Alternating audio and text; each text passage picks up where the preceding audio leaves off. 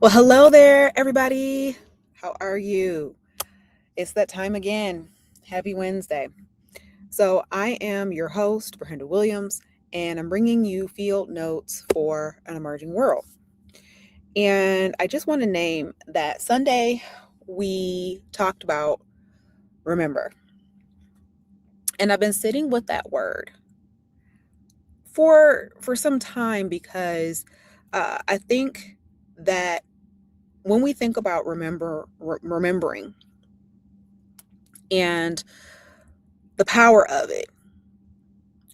What if we actually haven't forgotten? Just we become disoriented, right? And so when we're frazzled, when we're in fight, flight, freeze, fawn, we become disoriented and off our center. And I think there's a difference between I don't know and I can't hear what I know right now.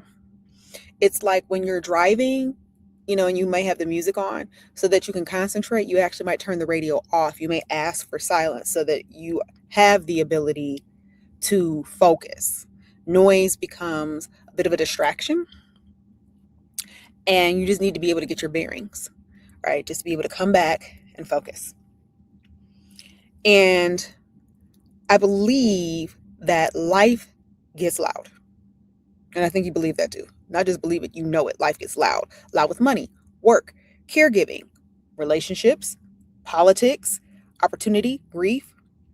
And sometimes that noise is louder than our knowing. And what I want to introduce or center for us is that we don't always need more information. We live in the information age. You want to know something, you Google it. And within the speed of light, information is at your fingertips. We're inundated with information.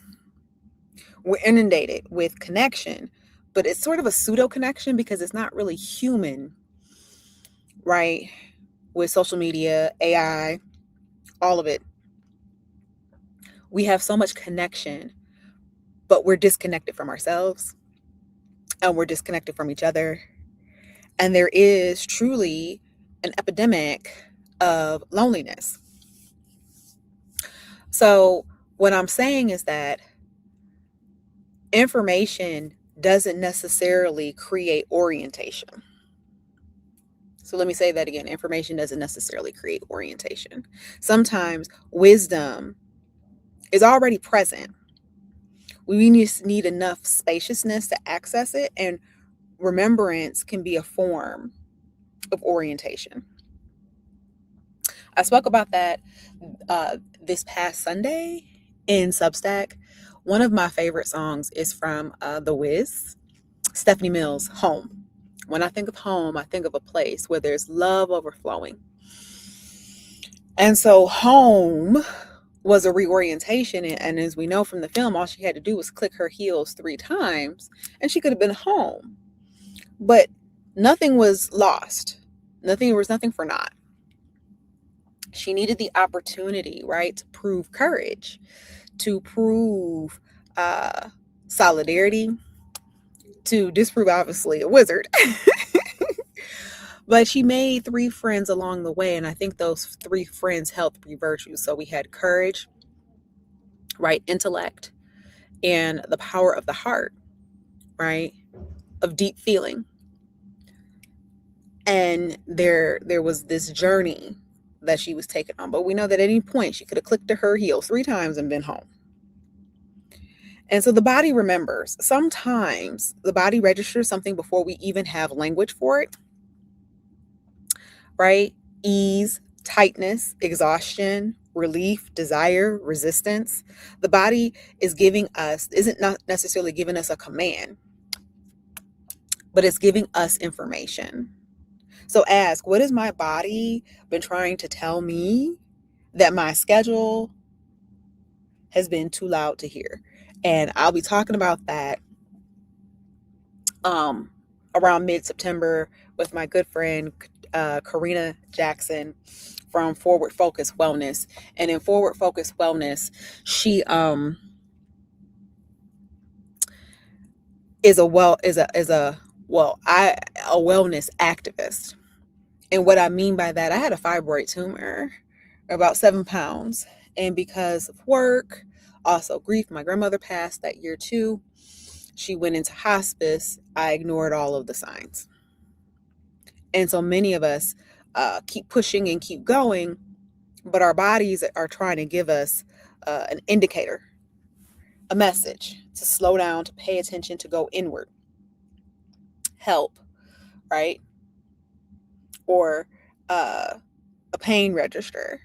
And as I'll call her Dr. Ian Levon Zantz says, pain is pay attention inward now. Pay attention inward, like right now, not later. And I want to say this, that relationships, the good ones, they help us to remember. I shared earlier, I think it was in July Substack. I had a conversation with Audre Lorde and the Empress archetype. And I spoke with my mentor. And before I could even get into the problem, she headed me in a direction of solution, and not rushing the solution, but she started me with identity. Do you know that you are a download of the divine? She started with me. She did. She started there with me. Do you know? And she said, girl, you are a light in this world. You light up the room. And so she gave me such an orientation that I almost forgot what the problem was. So I want to name that our relationships help us to remember when someone says something like, that's not like you. Girl, get your head on.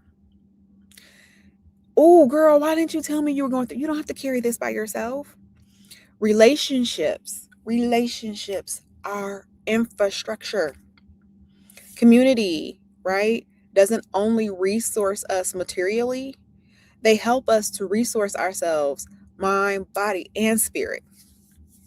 And sometimes community helps us to return to ourselves. So I want to say this.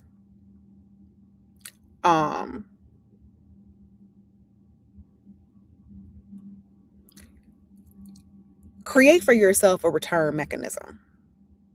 And what does that mean? Helping you to come back to yourself. So I have a playlist called My Center. And when I feel disoriented, I put on that playlist.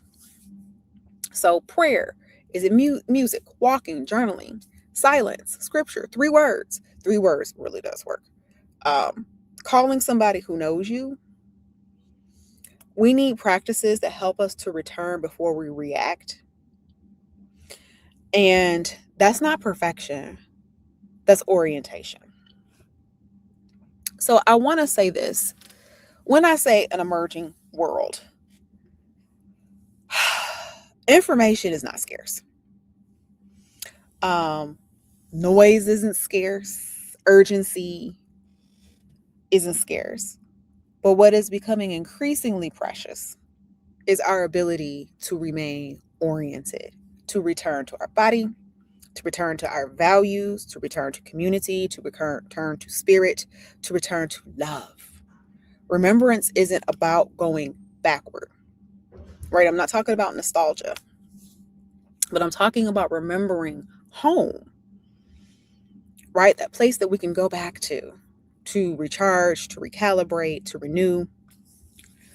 And how do we move there? So September revealed. This is what's happening in September, and this is how you get to join me.